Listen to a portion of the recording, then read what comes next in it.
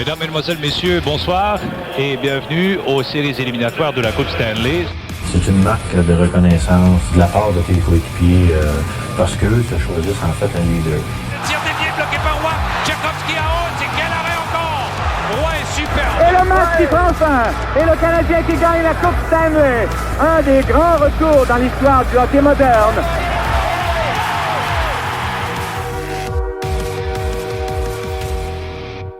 Bienvenue tout le monde dans cette nouvelle édition du podcast Les Glorieux. Je vais gagner ton animateur et avec moi aujourd'hui, je suis super content de le recevoir.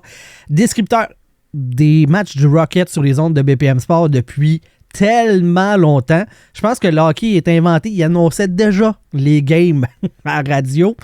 Avec nous et journaliste maintenant sur le beat du Canadien de Montréal, Anthony Marcotte. Salut Anthony. Salut JB, ça va bien? Ça va très bien, toi? Ouais, très bien. Ben, ça fait pas si longtemps le Rocket, là, 8 ans. 8 ans. Ben, je suis là depuis le début, fait que ça fait partie des meubles. Exact, c'est ça. Tellement que, c'est ça, aujourd'hui, je faisais une publication sur nos réseaux sociaux en disant « Hey, on a Anthony Marcotte, descripteur des matchs du Rocket. » Puis j'ai comme complètement skippé le bout que t'es rendu sur le beat du Canadien parce que, pour moi, Anthony Marcotte, dans ma tête, c'est le gars du Rocket. C'est le gars qui parle du Rocket, puis c'est tellement associé. C'est une belle promotion que tu as eue, dans le fond, de pouvoir maintenant couvrir le Canadien de Montréal. Comment ça s'est fait, cette démarche-là? Oui. En fait, je demeure encore très content qu'on m'associe comme ça au Rocket parce que c'est un job qui me tient vraiment à cœur depuis le début. Comment ça s'est fait? Je pense que je vais te résumer ça très rapidement. C'est une aventure de Rocket qui est onéreuse pour la station BPM Sport. Il n'y a pas de cachette, là. Depuis le début, avec ce qui se passe, la diminution de la valeur de notre argent, ça coûte très cher faire le beat du Rocket. Au début, ça a commencé, j'étais avec Raphaël Doucet à temps plein. On faisait tous les voyages sur la route. Puis par la suite, là, il y a eu la pandémie. Les revenus de la station ont été affectés. On a vécu avec tout ça à travers les 8 années. Puis, on a eu 2 contrats de radio. Le premier était de 4 ans. Le deuxième était de 3 ans. Puis, au bout de la ligne, c'était difficile pour la station de rentabiliser tout ça parce qu'il faut savoir que je suis un employé de BPM Sport. C'est pas le Rocket de Laval qui m'emploie, c'est BPM qui m'emploie. Donc, on doit assumer pour la station là, tous les frais de déplacement, d'hôtel, etc. Sur la route, des fois, les voyages, comme on est en marché quand même éloigné à Laval, les voyages s'allongent et ça coûte cher. Donc, ça devenait difficile. Donc, c'est pour ça que la station a décidé de couper dans les voyages cette année et de se consacrer vers un nouveau contrat de radio de une seule saison. Donc, l'offre du beat du Canadien est venue là, un peu par accident là, à travers ça. Je suis pas malheureux de ce sort-là. C'est juste que j'aurais aimé que ça vienne de moi. De choisir cette destinée-là. Malheureusement, c'est pas ce qui est arrivé. Je suis pas malheureux de comment ça a tourné. Tant mieux, c'est parfait, c'est le Canadien. Mais comme tu l'as dit tantôt, il y a des raisons pourquoi je suis associé au Rocket. Puis le fait que je décris les matchs, parce que je m'estime vraiment comme un descripteur de sport. C'est ça qui m'allume le plus, beaucoup plus que le métier de journaliste, pour lequel j'ai étudié, puis c'est bien correct, mais il n'y a rien qui me passionne plus que de décrire des matchs de hockey. Tu as étudié du côté de ATM à Jonquière. T'as-tu fait d'autres choses après ou t'as tout de suite commencé à travailler après tes études? Ouais, j'ai effectivement fait Jonquière. À ma sortie des bancs d'école là-bas, j'étais déjà descripteur des Saguenay-Chicoutimi. J'y suis resté une année supplémentaire où j'étais employé là-bas de la station qui m'employait, le FM 98.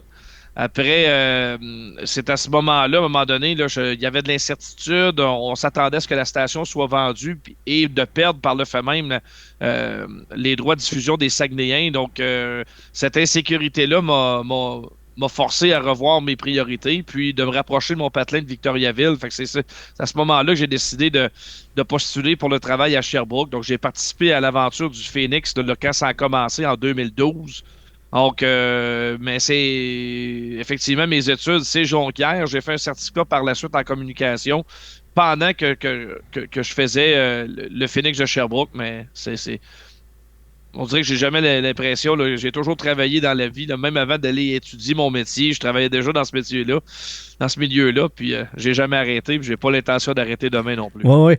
Qu'est-ce que tu dis qu'est-ce que tu veux dire par tu travaillais déjà là-dedans? T'as commencé à quel âge? Parce que j'ai vu la publication que tu as fait pour annoncer sur les réseaux sociaux que tu devenais sur le beat du Canadien, puis ça faisait 15 ans de métier. T'as 35 maintenant, j'imagine. 34. 34, fait que c'est la moitié de ta vie-ish, là. Fait que t'as commencé jeune. Ouais, j'ai commencé très jeune, t'as raison. J'étais en secondaire 5 quand j'ai décroché le poste de descripteur des Tigres de Victoriaville dans mon patelin. Il y avait une audition au moment où tous les matchs de la LHJMQ devaient être présentés sur le web. Ça, c'est arrivé en 2008. Donc, même en 2007. 2007, ma première année.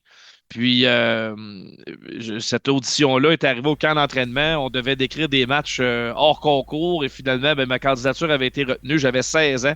Donc, à l'âge de 16 ans, j'ai décrit mes premiers matchs de hockey junior. Puis, ça a été le début d'une grande aventure. J'ai plus de 1000 matchs derrière la cravate maintenant, plusieurs années. Donc, c'est comme ça que ça a commencé. Donc, même à l'école secondaire, déjà, la voie était pas mal destinée. Ouais, OK. T'as 16 ans. Tu vois ça passer, t'avais jamais fait ça. Est-ce que t'étais le genre à t'écouter les games, mettons, à la télé, sur mute pour pouvoir toi-même décrire? Est-ce que c'était déjà un projet ou ça s'est présenté et t'as fait comme « Ouais, je vais l'essayer puis on verra ». C'est drôle que tu me parles de ça parce que non, je ne me prédestinais pas à décrire les matchs au départ. J'avais un très bon ami à moi qui vraiment, on est très proches, là, que je considère comme un frère et qui est parrain de mon garçon aujourd'hui, là, Maxime Hébert-Tardy, qui, lui, était vraiment une grande gueule, probablement pas mal plus que moi. Imagine. Mais lui, il voulait essayer ça, ouais. écrire les matchs. Puis moi, j'étais tellement un érudit du hockey junior à ce moment-là, j'en mangeais tous les jours, puis je connaissais vraiment comment les équipes fonctionnaient, puis qui jouait où et tout ça. Donc, moi, je me voyais dans le rôle d'analyste au départ. Donc, on s'est présenté à l'audition, c'est Maxime qui décrivait, puis c'est moi qui analysais. Puis, à un moment donné, à ce moment-là, il y avait des gens qui nous évaluaient, dont le regretté Mario Hudon, qui faisait partie du processus, là, nos parrains, si on veut, là, de l'audition. Puis, il nous avait suggéré, pourquoi vous n'essayerez pas d'inverser les rôles, voir un petit peu ce que ça donne. Puis, c'est arrivé à brûle pour point comme ça. On a changé les rôles, puis immédiatement, je me suis senti à l'aise. Pas mal plus dans le rôle de descripteur que dans le rôle d'analyste. Et Maxime, ça a été la même chose de son côté. Et puis, c'est comme ça que ça a commencé. Non, je peux pas dire, oui, je l'ai fait, là, la télévision, puis d'écrire ça, là, mais pas dans le but d'en faire un métier, je te dirais. Okay. C'est vraiment l'audition qui a ouvert cette opportunité-là. Puis quelle opportunité, parce que j'ai sauté à pieds joints là-dedans. Puis ça a été une formidable aventure là, qui continue là, aujourd'hui. Oui, 15 ans plus tard, c'est encore ça que tu fais. Puis tu te dis, écoute, j'aurais pu ne jamais même avoir l'opportunité. Tu sais, toi, tu as sauté sur l'occasion, puis ça a fonctionné. Puis regarde, aujourd'hui, cette décision-là a encore un impact à tous les jours sur ta vie. Là. C'est fou. Là. Non, c'est ça, exact. Ça a été super. Je pensais pas que il y aurait des étapes à cette route-là. Au début, les Tigres, c'était bien beau. Je me voyais à Victo. Puis après ça, il y a eu Chicoutimi. J'ai appris mon métier là-bas. Comme j'en avais fait un petit peu avec les Tigres, quand le poste s'est ouvert, j'ai postulé, on me l'a octroyé. Mm-hmm. J'avais 19 ans avec les Saguenayens, donc j'étais même pas le plus vieux des jeunes dans l'autobus. Il y avait des joueurs plus vieux que moi là, pendant mes premières années dans le junior. C'est très drôle parce que encore aujourd'hui, là, il y a des gars qui jouent dans la Ligue nationale qui ont mon âge, là, qui jouent encore. Jean-Gabriel Pajot est plus jeune que moi, mais je l'ai connu à Chicoutimi. On avait à peu près le même âge. Là, il arrive à la fin de sa carrière dans la Ligue nationale. Donc, c'est cool de voir ça aujourd'hui. Puis de fil en aiguille, tu réalises que les années passent. Puis je dirais que l'an passé, quand j'ai célébré mon 1000e match avec le Rocket, pour moi, c'est un plateau qui était très important parce que c'est énormément de sacrifices pareils. Là, tout ça, là, oui, c'est un job qui est incroyable, mais il y a plein de gens qui m'ont supporté là-dedans, puis mon épouse, puis ma famille, puis donc ça en fait là, des voyages partis sur la route, des week-ends partis où tu vois pas ta famille, tu vois pas tes amis, des parties, là, puis des activités en famille, là, j'en ai manqué une peu une autre à travers ces années-là, l'hiver. Là. Donc, mais c'est ça, c'est mon métier, tout le monde m'a appuyé là-dedans. sont conscients que c'est ma passion, puis c'est comme ça que je peux gagner ma vie, puis c'est comme ça que je me distingue aussi de ce talent-là d'écrire des matchs. Donc, on continue. Je veux pas que ça s'arrête demain non plus. C'est drôle, tu parles de Jean-Gabriel Pajot. Moi, je suis né en 87, donc la même année que Crosby. Fait que moi, j'étais encore dans ma tête. Mon rêve de jouer dans la Ligue nationale n'est pas mort tant qu'il prend pas sa retraite. Fait que... Correct. Tu peux continuer d'espérer. Ouais, ça va être pas mal lié que ça. Ça ira pas plus loin. Mais... je fais trop, excuse-moi. Donc... OK. Fait que là, tu travailles pour les Tigres de Victoriaville. À un moment donné, tu te dis, il faudrait bien que je me forme. Est-ce que tu allais te former du côté de Jonquière en ayant en tête de continuer à décrire des matchs? Qu'est-ce que tu allais chercher dans cette formation-là? Effectivement, avec les Tigres, c'était ma première année. Au début de la saison, c'était beau, on envoie nos formulaires et tout. Et puis, je venais de commencer, puis j'aimais vraiment ça. Mm-hmm. Puis, au départ, je me disais, je vais aller au cégep à Victoriaville, puis après ça, j'irai faire une formation universitaire. Puis finalement, ça me confortait dans ce choix-là de faire les Tigres. Tu sais, je me disais, je vais faire ça 3 ans, je vais avoir déjà un certain bagage, un peu d'expérience, je vais aller à l'université, puis après ça, les portes des médias sportifs vont s'ouvrir toutes seules. Ça, c'était mon idée de jeune garçon à ce moment-là. Mais j'ai postulé à Jonquière quand même, puis j'ai été accepté.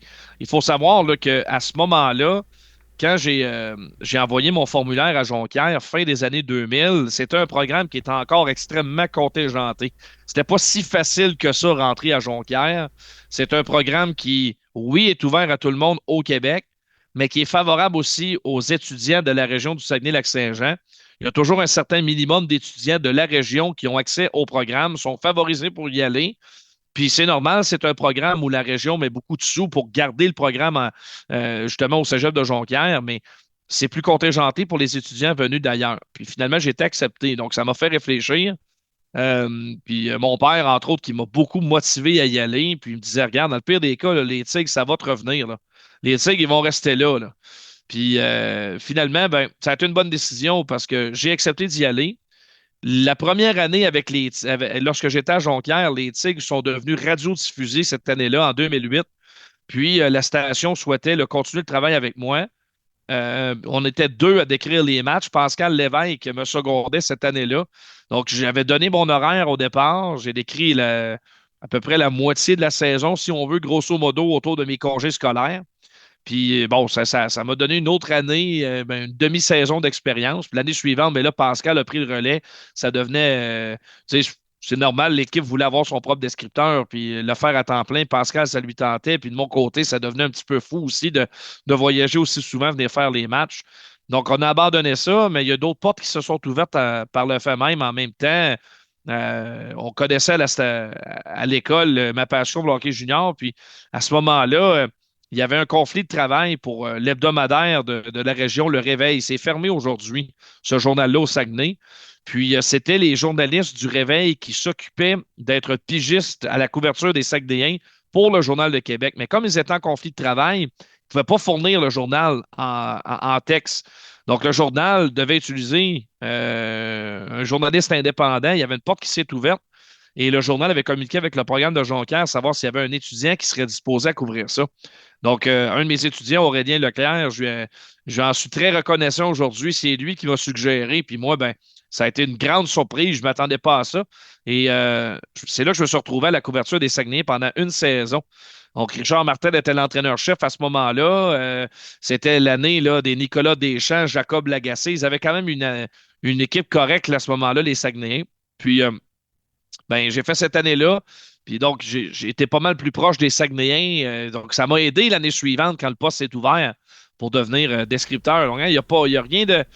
c'est des connexions. Dans la vie, des fois, le chemin s'ouvre tout seul devant toi. J'ai été un petit peu chanceux avec des gens qui croyaient en moi pour me permettre d'avancer. Hey, dis-moi, parce que là, je viens du Lac-Saint-Jean. Richard Martel, quand j'étais jeune, c'était le coach des SAG et c'est tout un personnage. Là, maintenant, il est en politique fédérale. Mais je veux savoir, toi, comme journaliste TQ, tu sais, à l'époque, pas que, sans manque de respect, mais tu sais, c'est un monsieur, puis toi, t'es journaliste. C'était quoi la relation avec Richard Martel? J'ai adoré Richard. OK. Je le considère encore comme un ami. D'ailleurs, on s'est vu cet été. On a joué au golf ensemble à la Tempête à Québec. C'était une surprise parce que on a un ami commun, Richard et moi, qui est membre là-bas. Donc, il nous a invités tous les deux. Il ne l'avait pas dit à Richard. Puis quand il m'a vu sur le terrain de pratique, il n'en revenait pas. Donc, on a joué une ronde de golf ensemble. J'ai énormément appris auprès de Richard Martel. Puis, il m'a testé plusieurs fois. Puis, il m'a testé de la bonne façon, je te dirais. Puis, à un moment donné, est née une belle relation pleine de respect entre lui et moi. J'ai vécu très près son congédiement parce que j'étais descripteur de l'équipe quand il a perdu son emploi. Même que j'étais dans son bureau là, dans les minutes précédentes, l'appel de Guy Carbonneau pour le congédier. Je pense que Richard, encore aujourd'hui, aurait pris l'appel, même si j'avais été dans son bureau. J'aurais pu être là au moment où il a été congédié. Là, ça a été une question de minutes. J'ai quitté son bureau. Je pense qu'une demi-heure après, j'apprenais son congédiement. Donc, ça m'a complètement jeté par terre. Puis, on a toujours gardé quand même un certain contact ensemble. Il y a eu la France pour lui. Il est revenu dans la Ligue nord-américaine de hockey. Puis, bon, en politique aujourd'hui. Fait que, moi, Richard, je l'ai adoré, mais c'est sûr que c'était quelqu'un de très intimidant pour un jeune journaliste en apprentissage. Justement, je parlais tantôt là, de mes responsabilités au Journal de Québec. Mais à l'occasion, il donnait cette responsabilité-là aux journalistes de choisir les étoiles. Puis à un moment donné, le tour vient à moi. Je choisis des étoiles dans un match tout à fait normal de milieu de saison des Saguenayens. Puis une victoire, là, une courte victoire, genre 3-1. Puis un match serré, je donne la 3e étoile à un joueur de l'adversaire, puis j'en donne 2 aux Saguenayens. Je m'en souviendrai toujours. Je donne la 2e étoile à Nicolas Terrien. Non, excuse-moi, Dominique Jalbert. La 2e étoile à Dominique Jalbert, puis la première à Jacob Lagacé. J'aime ton souci de la précision, comme si le monde allait faire comme mode fact-checker. L'anecdote n'est pas finie. OK. On arrive après au vestiaire, puis à ce moment-là, c'est les gens de Kik et Claude Bergeron qui font la description des Saguenayens. Puis Claude est là pour poser des questions. Puis comme d'habitude, c'est Claude qui pose les 3-4 premières questions. Et après, c'est les journalistes, le reste des journalistes dans le bureau de Richard qui vont poser leurs questions après. Donc, Claude, il commence. Hey, Richard, avec sa grosse voix, comment t'as trouvé le match, puis tout ça. Richard, elle brûle pour point, puis il sait très bien qu'on est en direct à la radio. Tout le monde nous écoute dans l'auto en retournant à la maison, puis il dit avant de répondre à ta question, là, mon Claude, on va régler rien qu'une affaire aujourd'hui. Là. Je ne sais pas c'est qui a choisi les étoiles. Puis là, il me regarde direct dans les yeux. Je ne sais pas c'est qui a choisi les étoiles, là. Mais en tout cas, à soir, là, il est dans le champ, pas à peu près, là. Ça n'a pas de bon sens, là. On va se le dire, la vérité. Le meilleur joueur sur la glace à soir, là, c'est Dominique Jalbert, là. De loin, il est là de mettre les baguettes dans les airs, puis il me regarde. Enfin, rien que me regarder. Hey, moi, je te le dis, là, je voulais rentrer en dessous de la carpette. Une chance, c'était à la radio. Pourtant, j'avais donné la 2e étoile. Là. Pas comme si je l'avais complètement négligé non plus. Et ça m'avait gêné. Puis on en a parlé sur le terrain de golf. Puis les amis avec moi, ils n'en revenaient pas. La femme à Richard, en plus, elle était pas au courant de l'histoire. Je suis même pas sûr que Richard s'en souvenait. Il dit ouais, c'était pas bien gentil, ça. Ben, je sais pas, là, mais bien ordinaire. mais après. T'as passé par-dessus, c'est ce qu'on comprend parce que vous êtes encore chum. Ben, oui, aujourd'hui, on a ri de ça, là, mais au départ, là, c'était. C'était un petit peu humiliant devant tous mes confrères de journalistes là, de me faire caller out de la sorte. Là, c'était spécial. Fait que c'est ça que tu veux dire par il t'a testé, il t'a. Ouais, OK. Il voit si t'avais le caractère. Des fois, après ça, l'année suivante, j'étais devenu descripteur. Puis là, il me disait hey, un tel dans telle équipe, tu penses quoi de lui? Là, le coach des Sags, il te met sur le spot de même, faut que tu répondes. J'essayais du mieux que je pouvais, selon mes connaissances. J'y répondais. Bon, ouais, puis là, il m'écoutait. Puis finalement, je pense que c'est comme ça. Je fiais sur mon jugement. Puis là, que le respect a progressé peut-être. Ouais, c'est ça. Tu dis pas des niaiseries. Puis il fait comme ah ouais, OK, ça fait du sens. Ça m'amène à te demander de faire la description de match dans la Ligue nationale. Moi, là, je suis un amateur de hockey. Je pense que je connais assez ça. Je me dis, dans à peu près chaque équipe, il y a une dizaine de gars que je suis capable de te nommer. Sans ben de problème. Mais après ça, de décrire les gars de 3e, 4e trio, de 3e paire, c'est compliqué. Comment tu fais pour décrire puis, entre guillemets, connaître les joueurs de tous les alignements dans du hockey junior ou est-ce que c'est. Il y a une rotation, là, 3-4 ans, les alignements sont changés au complet. Dans la Ligue américaine, il y a beaucoup de va-et-vient. Ça, c'est le bout, moi, qui me mystifie d'avoir, quand on écoute la description d'un match d'Anthony Marcotte, d'avoir l'impression qu'il connaît sur le bout de ses doigts. Ben, c'est certain qu'il y a une part de mémorisation en arrière de ça. C'est sûr. C'est un peu le travail de réviser des formations et tout ça. Je te dirais que j'ai une bonne faculté à les mémoriser une fois, puis un coup, tu vois l'équipe une fois dans l'année. Le travail est déjà fait. Par exemple, le Rocket joue souvent contre les Sénateurs de Belleville. On les affronte au mois d'octobre. Ça a tout fait pratique, le même alignement qu'on va voir 2 mois après, à quelques exceptions près. Donc, à partir de ce moment-là, ça devient beaucoup plus facile. Je dirais que différents moyens de bien reconnaître les joueurs. D'abord, il y a les trios. On a toujours les trios. Donc, un tel joue au centre, ben, il y a des 2 partenaires de trio à ses côtés. Ça aide. De l'autre, gaucher-droitier, ça aussi, c'est un grand aide. La physionomie du joueur aussi. Il n'y a pas un patineur qui s'exécute de la même façon. Je suis quand même très bon là-dessus pour identifier qui il est. Puis par la suite, bien sûr, tu as le nom dans le dos puis le numéro. Donc, il y a plusieurs repères qu'on peut avoir sur la glace. Mais c'est vrai que le hockey est extrêmement rapide. Tu ne peux pas te permettre d'avoir constamment les yeux qui se détournent la glace pour regarder ta feuille. Si tu fais ça, t'es mort. T'es mort totalement. Puis ça m'arrive rarement. Puis je m'organise pour pas que ça arrive. Quitte à te tromper de nom à l'occasion, ça m'arrive à l'occasion, pas souvent, mais ça va m'arriver. T'es mieux de te tromper que de perdre le fil de ce que tu décris puis regarder ta feuille. Je déteste regarder ma feuille parce que le hockey est tellement rapide, l'exécution est tellement bonne aujourd'hui qu'une hésitation, tu détournes le regard et tu manques un jeu important. Ça peut être une mise en échec, une pénalité, un but, une passe, un jeu clé.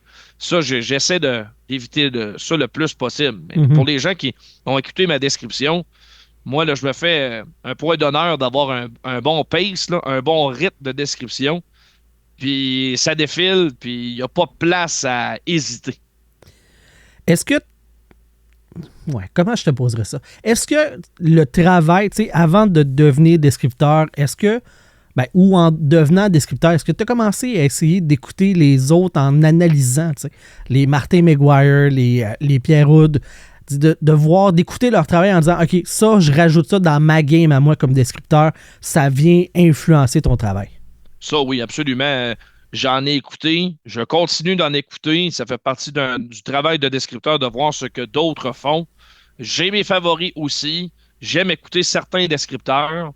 Il y a toutes sortes de manières au niveau de la couleur aussi qu'on peut tirer, pas simplement de description. Moi, en grandissant, puis je le suis encore aujourd'hui, j'étais un grand amateur de lutte. Il y a beaucoup de ma description qui est en lien de ma passion avec la lutte professionnelle aujourd'hui. Tu sais, en grandissant, là, j'admirais énormément The Rock et Steve Austin. Ben, parler au micro, le ton de voix, l'accent tonique aux bons endroits, pour moi, aujourd'hui, ça m'aide encore énormément. J'ai pas simplement appris l'anglais en regardant la lutte. J'ai aussi appris comment donner et venir épicer vraiment la description. Ouais, puis tu sais, les color commentators, comme qu'ils appellent en lutte, tu sais, justement, ils mettent de la couleur. Ça doit influencer aussi de la qualité de la description, d'être capable, surtout à la radio, d'imager le propos, d'imager l'action pour le rendre visuel dans la tête des gens qui sont à l'écoute. Exact. C'était exactement ça. Puis, tu sais, peu importe le sport, tu sais, moi, évidemment, je suis identifié au hockey parce que c'est ce que j'ai fait le plus, mais pour moi, c'est un défi à chaque fois qu'on me dit « Hey, aimerais-tu décrire telle affaire? » C'est sûr que j'aimerais ça. OK, et c'est quoi l'affaire la plus bizarre que tu as décrit ou à laquelle tu t'attendais le moins? On a fait un match de pickleball récemment à la station. On m'a demandé de décrire ça. Ça a été un beau défi. Au début, j'étais incertain de comment ça allait fonctionner parce que moi, là, c'est pas un freak show, mon travail. Là. Je veux que ça soit bien fait, que ce soit professionnel. On peut s'amuser à travers, mais c'est pas une blague d'écrire un événement sportif. Il faut que ça soit bien fait. Puis moi, je mets énormément de sérieux dans ce que je fais tout le temps. Le pickleball, ça a été un défi parce que c'était mi-sérieux, mis à la blague. On s'est amusé beaucoup avec ça. Je pense que ça a été bien apprécié ce qu'on a fait. C'était en direct sur le web, sur YouTube. Puis les gens ne revenaient pas qu'on m'envoie là d'écrire ça puis rendre ça intéressant. Un sport aussi méconnu. Puis pas facile à décrire non plus, là, parce que la balle, elle revient rapidement de l'autre côté du filet. Donc, comment tu décris ça? Mais ça a été super le fun. Puis au cours des dernières années, on a fait 2 ans là, l'Omnium Banque Nationale. J'ai fait des matchs de tennis à la radio. Jamais j'aurais pensé un jour faire la description de tennis à la radio. Puis pourtant, je vous confirme que ça se fait. C'est peut-être moins excitant qu'un match de hockey. Oui, il y a des silences, mais ça se fait. On le fait. Puis ça me rend extrêmement fier aujourd'hui de l'avoir essayé puis de ne pas avoir eu peur de le faire parce que les critiques ont été très favorables après ça. Là, la compétition de pickleball de BPM Sport, là, dis-moi que tu n'as pas regardé tes feuilles pour savoir c'était qui les joueurs. Non, on y reconnaît quand même pas pire. Georges Larac, non, il est pas capable de le reconnaître. Dis-moi, parce que là, je t'ai demandé les trucs les plus étonnants que tu as décrits, mais il doit y avoir des moments marquants, des trucs, des séquences ou des matchs ou des événements que tu dis, ça devrait rester avec moi toute ma vie. Est-ce qu'il y a des affrontements, des choses comme ça là, qui sont spéciales pour toi et que tu gardes avec toi? Ah, il y en a certainement plusieurs. Je pense que le parcours en séries éliminatoires des Saguenayens en 2012, là, ma 2e année, la dernière avec les Sags, avait été bien spécial. Là, je parlais tantôt de Jean-Gabriel Pajot. Mais en 2e ronde des séries, les Saguenayens nettement négligés avaient affronté les Cataractes de Shawinigan qui allaient ensuite devenir champions de la Coupe Memorial quelques mois plus tard. Ben, en 2e ronde, on les avait affrontés puis on les avait battus au terme de 7 matchs de série. Mais pour moi, c'est le match numéro 1 qui est le plus mémorable de cette série-là parce que les Saguenayens tiraient de l'arrière 6-3 dans le match. Puis il y a eu une remontée spectaculaire en 3e période, couronnée par le but de Jean-Gabriel Pajot en prolongation pour gagner 7-6 le match numéro 1 de la première partie. Ça a donné le ton à une série absolument spectaculaire. Donc ça, c'est vraiment là, un moment très important de ma carrière parce que personne ne voyait les Sags. Moi, le premier gagnant de cette série-là. Puis on avait battu les grands favoris, là, les champions de la Coupe du président à ce moment. Ben, en fait, les champions de la saison régulière. Le trophée du président, c'est comme ça qu'on l'appelait à ce moment-là. Puis on les avait battus. Donc ça, c'est assez marquant, je te dirais. Puis il y a aussi le fameux match. J'ai décrit 2 matchs en 3e période de prolongation. Le premier, c'est en 2014, si je me souviens bien, avec ma première année avec l'Armada. Ouais, je pense que c'est 2014 ou 2015. Le fameux but de Philippe Sanche, là aussi, une équipe très négligée en première ronde, l'Armada. Il y avait une quarantaine de points qui séparaient l'Armada des Foreurs de Val-d'Or. Match numéro 6 au Centre d'excellence Port-Rousseau. Puis Philippe Sanche avait marqué le but gagnant en 3e période de prolongation. J'avais décrit ce match-là pour le web, là, tout seul. Je me souviens très bien parce que c'était un match au mois d'avril, un dimanche après-midi. Et je rentrais à TVA Sport comme rédacteur à ce moment-là à 19h le soir. Mais le match a tellement traîné en longueur, il a fallu que j'appelle mon boss pour lui dire. Le match avait commencé à 15h, donc en principe, il n'y avait pas de problème à entrer à la bonne heure au travail. Mais non, j'ai appelé mon boss et je ne rentrerai pas à terre. Attends, c'est pas grave, on va te remplacer adéquatement. Puis finalement, Sanche avait marqué ce gros but-là. Il est encore sur YouTube aujourd'hui. Là, si ça vous tente de l'entendre, la description du but de Sanche, c'est un but bien important. Puis dans les dernières années, il y a 3 ans, le but de Jean-Sébastien Day en 3e période de prolongation à Rochester. Match numéro 3 de la série 3-5 du Rocket. Ce but-là avait amené l'équipe en demi-finale, mais un but dramatique parce que Day est un ancien des Sabres de Buffalo. Ça s'était mal terminé pour lui dans l'organisation des Sabres. Il était à couteau tiré avec l'organisation. Et moi, je le savais. Puis, il avait marqué ce gros but-là en prolongation pour les éliminer. Alors ça a été marquant. Là aussi, j'avais décrit le match au complet. Il restait plus d'eau sur la galerie de presse. Il fallait aller remplir ça au robinet des toilettes pour tenir le coup. Puis finalement, il me restait presque plus rien de voix. Puis on avait été capable de toffer la run puis se rendre jusqu'au bout. Ça a été mémorable. Puis jamais j'oublierai ça parce qu'après le match, on a embarqué dans l'autobus. Tout de suite, on était redescendu à Laval. J'étais arrivé aux alentours de 6-7 heures le matin. Puis on avait attrapé le trafic du matin de Montréal. Mais nous, on s'était tapé la nuit dans l'autobus de Rochester. Donc, j'avais parlé à la radio matinale avec les boys du matin en revenant de l'autobus de Rochester. Donc, on avait très peu dormi, je te le confirme. Oui. Les joueurs qui sont en train de dormir, puis le gars qui est en radio au téléphone. Non, j'étais rendu dans mon auto. Okay, je ne parle jamais dans un autobus pour pas déranger personne. Non, c'est ça. Tantôt, tu as dit, tu sais, les Saguenayens, tu sais, le moment que tu m'as parlé, tu sais, tu dis, on a gagné. Comme là, le Rocket aussi, tu sais, à quel point tu deviens membre, entre guillemets, de l'équipe quand tu es descripteur, parce que tu es tout le temps là, mais en même temps, tu n'es pas, comme tu disais, tu n'es pas un employé de la formation, mais tu es côtoie tout le temps, tu fais partie littéralement des meubles, j'imagine. Oui. C'est une question qui est toujours dure à répondre, celle-là, je te dirais. C'était très dur de ne pas parler au on lorsque je travaillais pour une équipe de hockey junior parce qu'on est tellement ensemble, c'est tellement petit. C'est un cercle fermé. Tu vois ces gars-là au quotidien, tu voyages avec eux. Tu fais partie de la famille. Au niveau professionnel, c'est un peu différent. C'est un petit peu chacun pour soi. Mais tu es là pareil dans le quotidien des joueurs. J'ai toujours pris ça avec beaucoup de sérieux. Mais en même temps, je mets pas le casque, puis c'est pas moi qui mets patin, puis c'est pas moi qui va marquer des buts non plus. J'ai pas d'impact sur le résultat des matchs.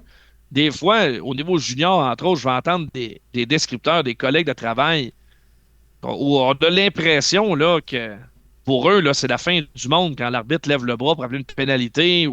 Ça, j'ai toujours fait attention à ça. C'est sûr qu'à un moment donné, le jupon dépasse toujours un peu. Là. Puis, faut être honnête, là, c'est mon cas aussi. On est tous humains. Puis on est partial dans ce travail-là.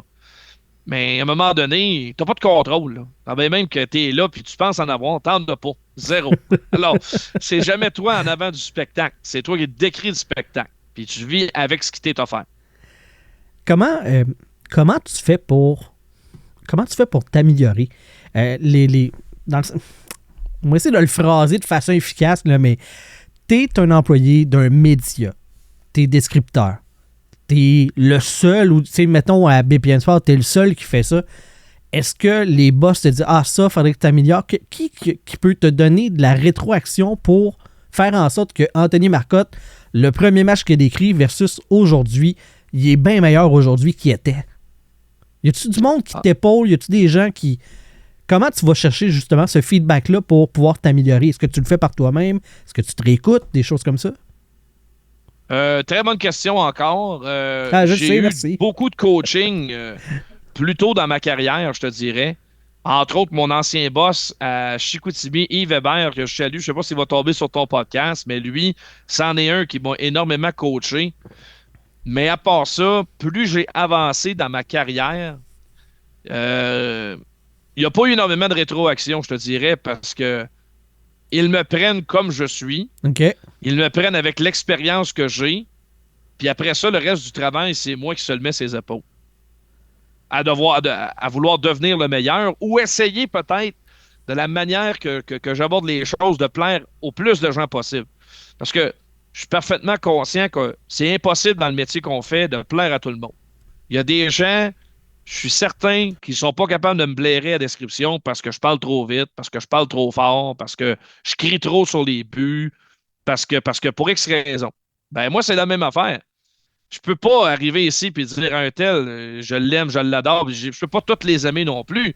Il y a des choses qui me tapent sur les nerfs. Moi aussi, comme amateur de sport, j'en consomme énormément, puis il y a des choses que j'aime pas. Puis quand ça ne veut pas mon affaire, je change de poste. Je nommerai pas personne, mais il y a des choses que je suis pas capable de sentir, puis je change de poste. C'est la même affaire pour les gens qui m'écoutent probablement.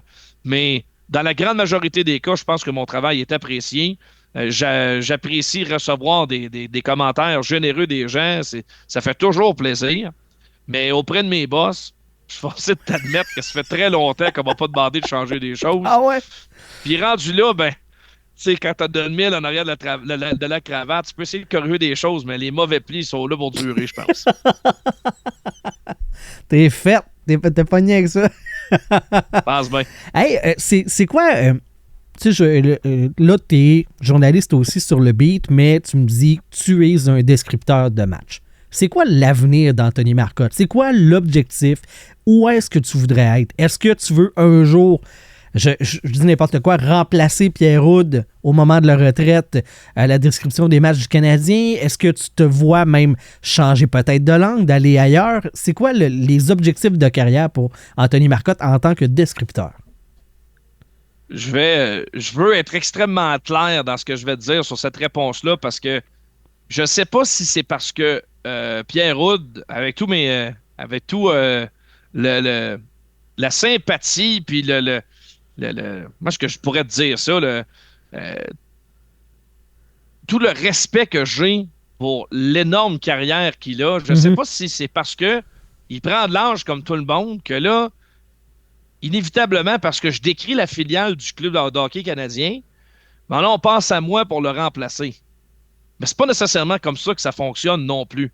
Puis, c'est pour ça que moi, je t'ai pas mis en. Hey, quand tu vas annoncer le Canadien, parce que c'est peut-être même pas un de tes objectifs, ou c'est. Ça veut pas dire la journée où est-ce que le micro devient disponible que c'est toi qui vas l'avoir. Exact. Exact. Mais beaucoup de gens font cette association-là. Je vais être bien honnête avec toi, là, JB. Ça peut jamais devenir. C'est sûr que j'aimerais ça. Je peux pas me cacher de ça. Je veux dire, ça fait des années que d'écrire du hockey, c'est ma vie, puis j'en mange, puis je continuerai d'en manger pour 30 ans encore. Mais le club de hockey canadien est la seule opportunité que j'ai pour décrire du hockey en français pour une équipe de la Ligue nationale de hockey pour l'instant. Il y en a d'autres qui le font, mais pour être vraiment accolé à une équipe, c'est la seule opportunité. Ceci étant dit, si jamais ça n'arrive pas, ça peut pas devenir pour moi la déception de ma vie. Tu comprends? Parce que d'autres choses. Tu sais, j'adorerais ça, c'est sûr, mais si ça n'arrive pas, puis que le prochain est là, puis il est là pour 30 ans, puis que j'ai pas été choisi pour X raisons, parce que c'est souvent une question de contact, je travaille pas à RDS, il y a peut-être quelqu'un d'autre dans la boîte qui aspire à ça, qui veut le travail un jour. Pierre veut peut-être rester là pour 15 ans encore. Là. Il n'y a rien qui... Ça se peut, là, tout est possible. Là. Je veux dire, Vince Scully a fait ça jusqu'à 80 ans passés. Alors, c'est pour ça que je veux être clair dans ce que je vais te dire là-dessus. C'est que, oui, j'aimerais ça, mais ça peut jamais être une grande déception si jamais ça n'arrive pas pour X raisons. Il y aura d'autres choses qui vont se présenter à moi. Mais une chose est sûre, je vais continuer de décrire du sport. D'une certaine manière, c'est une drogue que j'ai. Je consomme pas dans la vie, mais ça me manquerait énormément si du jour au lendemain, ça s'arrêtait. Ça, c'est sûr. Que ce soit le Rocket de Laval, un club de hockey junior, de la Ligue nord-américaine, d'écrire de la boxe, du tennis, peu importe. Je suis convaincu que ma voix pour décrire du sport, vous n'avez pas fini de l'entendre. Ça, je vais m'organiser pour que ça continue. Ah, c'est cool. Fait qu'il y a une adrénaline qui vient avec ce travail-là aussi qui t'interpelle. Ah, c'est sûr. Ben oui, absolument. Tu sais jamais, quand tu mets le micro, qu'est-ce qui va se passer dans un match, puis comment tu vas réagir. Tu sais, des situations critiques, on en a eu plein, là, que ce soit des blessures, des gros buts, des incidents. Il n'y a jamais un match pareil. Il y a des matchs plus excitants que d'autres, puis c'est toujours aussi emballant à chaque fois qu'on en fait un. Oui.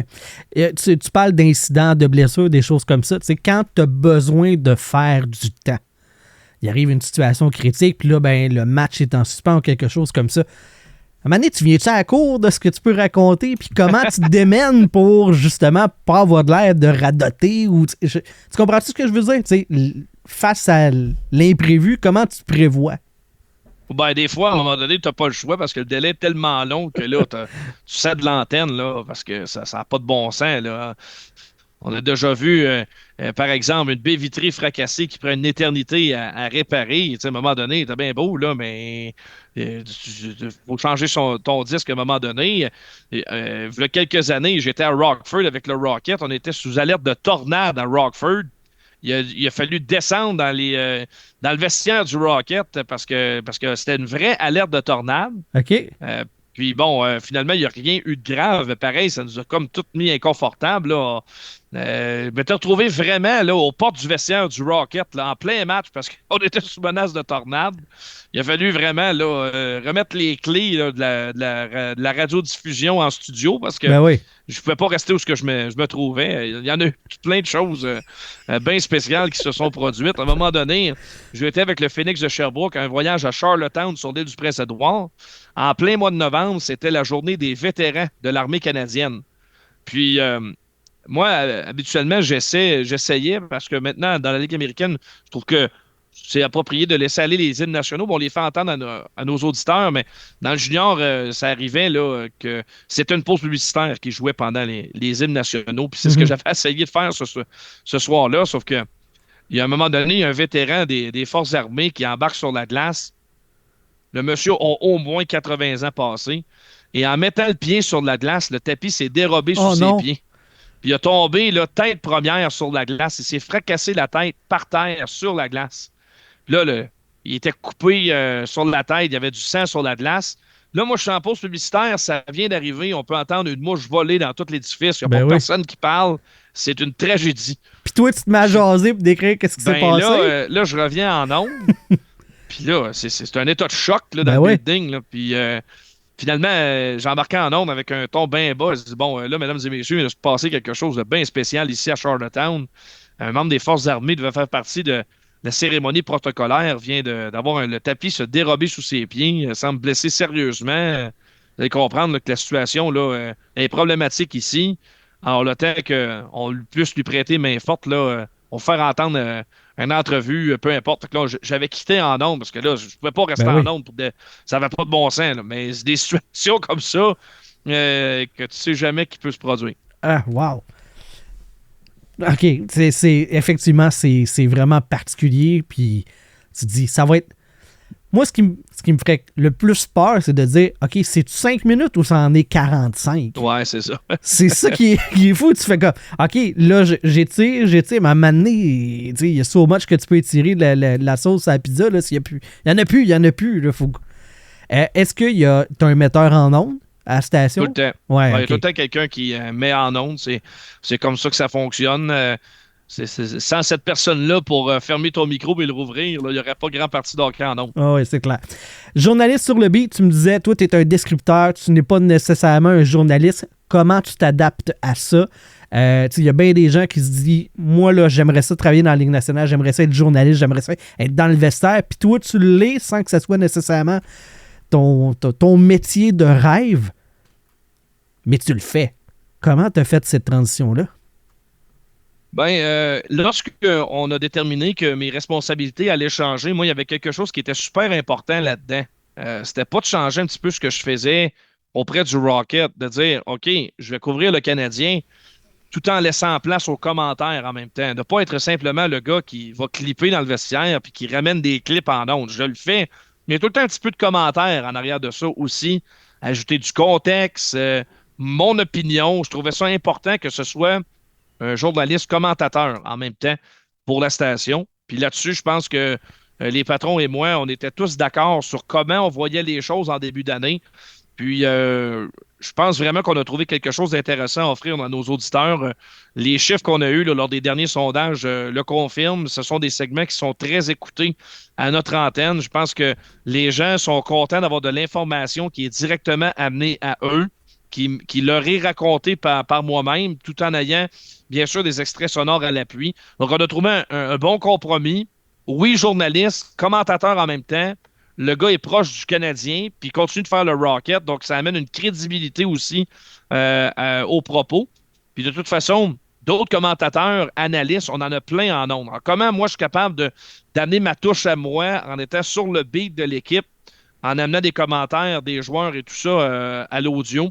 C'est un petit peu la commande que j'ai mis sur pied, puis à date, je pense que ça répond assez bien. Mm-hmm.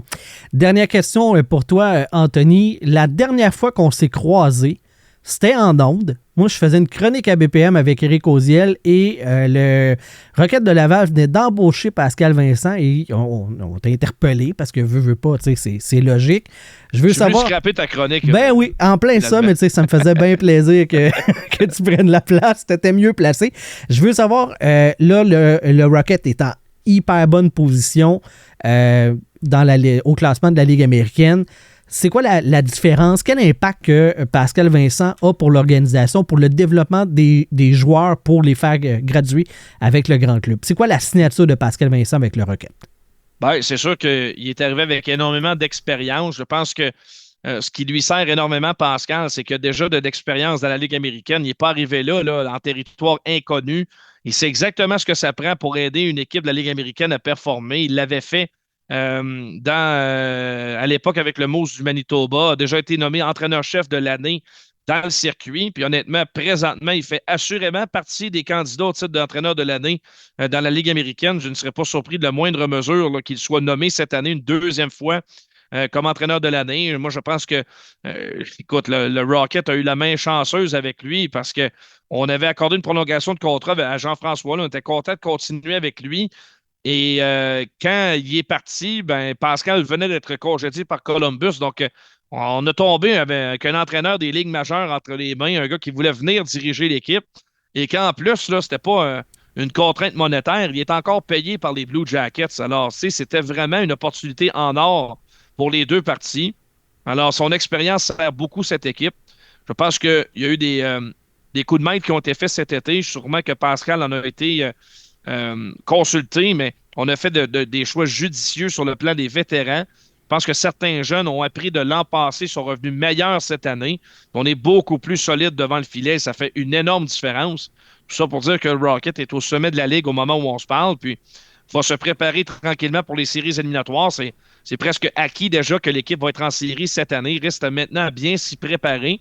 Là, on vit une période plus dure parce qu'il y a beaucoup de blessés. Il y a 9 blessés actuellement au sein de l'équipe, mais ces gars-là vont revenir et au bout de la ligne, si tout le monde revient en santé, ça va être dur de faire jouer tout le monde. Alors à ce moment-là, ce sera au coach encore de tirer sur les bonnes ficelles pour faire jouer tout son monde puis mettre sur la glace sa meilleure équipe possible. Merci beaucoup, Anthony, pour ton temps, ta générosité, les anecdotes. J'ai bien ri, puis j'ai vraiment... Je pense que les gens et moi-même, on a appris beaucoup sur le métier de descripteur. Merci d'avoir accepté l'invitation, puis je te souhaite une longue carrière comme descripteur. Tu es rendu à 15 ans de métier. Je t'en souhaite facile plus que le double de ça. Ben, t'es bien fin, JB, ça te fait plaisir de te raconter tout ça. Bon succès dans tes projets, mon cher, pour plaisir. Merci, là. Salut. Voilà ce qui complète notre entretien avec Anthony Marcotte, qui est le descripteur des matchs du Rocket de Laval sur les ondes de BPM Sport et maintenant aussi journaliste sur le beat du Canadien de Montréal pour la station. Il collabore aussi sur les ondes de TVA Sport. Un gros merci à lui d'avoir accepté l'invitation. À vous, chers auditeurs, je vous invite à nous suivre sur les réseaux sociaux, sur Facebook, entre autres sur TikTok, où est-ce qu'on partage beaucoup de contenu sur le hockey, bien entendu. Et voilà, je vous invite à nous suivre pour les prochains épisodes des Glorieux. La semaine prochaine, on va faire un épisode actualité à Ligue nationale avec les comparses. Donc, l'invitation vous est lancée et on se parle la prochaine fois. Bye bye tout le monde, c'était JB Gagné, votre animateur.